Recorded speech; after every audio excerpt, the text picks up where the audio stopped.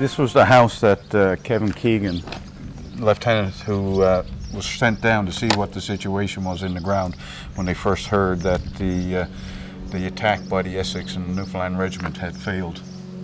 So he came to this house here where there was an observation post and a ladder going up a wall.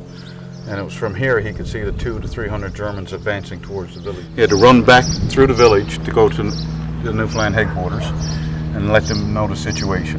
Okay. And there was nobody in the village except for headquarters staff, some wounded and some medical men.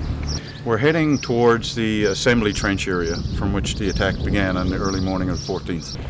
Well, 611 Newfoundlanders attacked east of the village on the morning of the 14th.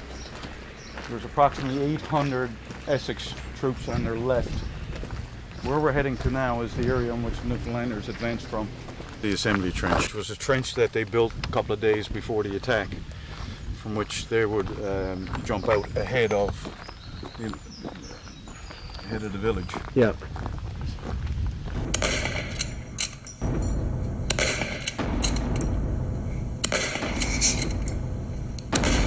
Over here, we believe it's the area from which they defended the village afterwards. Yeah. So David and I have done some work on it.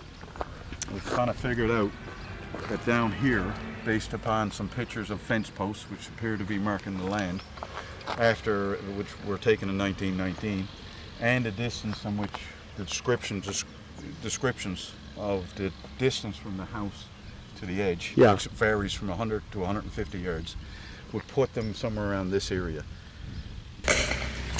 Initially, when they first got there, they went into something called rapid fire. Yeah. So it appeared that there were many more of them in the trench than there actually were. So in the first, only 9 actually made it to the trench in the first part.